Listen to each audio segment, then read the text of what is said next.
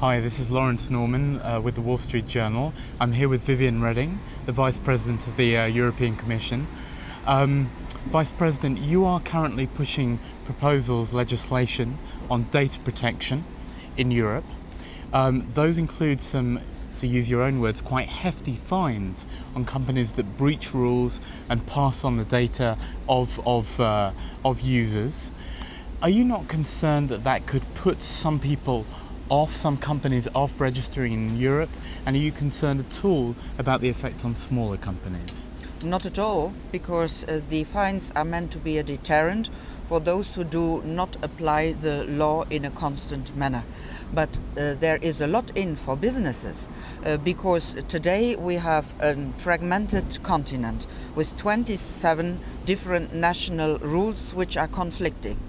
Tomorrow we are going to have one continent, one rule, one regulator.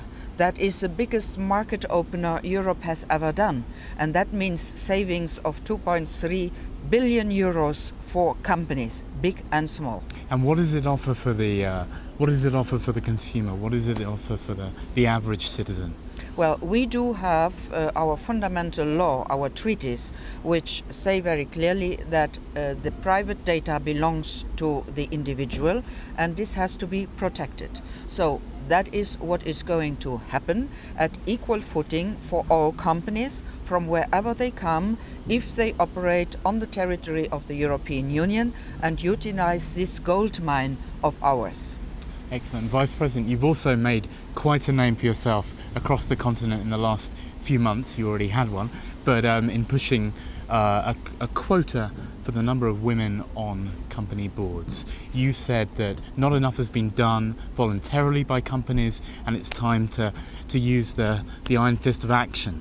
Why will this make a difference where a voluntary effort failed? And how do you deal with the concerns in some countries that this is Brussels bossing people around and telling people to do things that member states are better off dealing with?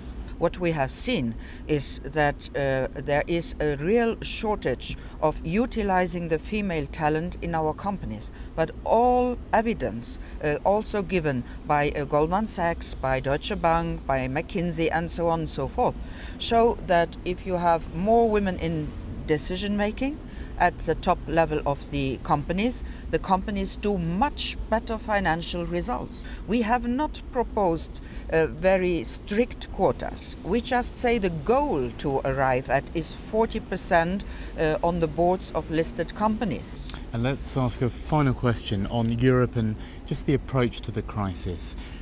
The Eurozone is back in recession. We've had several years of austerity.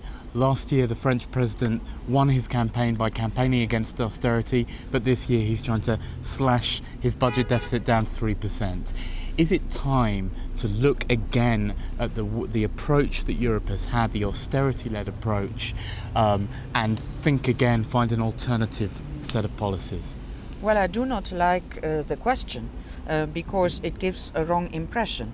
It is not an austerity-based approach. First, one has to say that it is not a problem of the euro. The euro is a strong currency and has, throughout the crisis, remained a strong currency. It is not a question only of the countries of the eurozone, because there are countries also outside the eurozone which are not in the best of the shape. So don't link it to the eurozone, don't link it to the euro alone. Mm-hmm. What is then the problem? The problem is that several countries have lived over and above their capability for many years. They have made high expenses not being backed by the income. They have high deficits, they have high debts, and this is not sustainable. So the structural reforms are needed in order to come to a better result.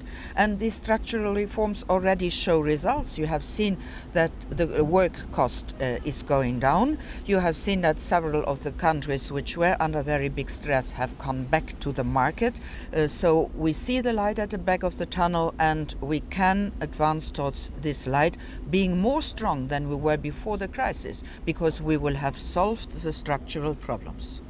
Thank you very much, Vice President. You're welcome.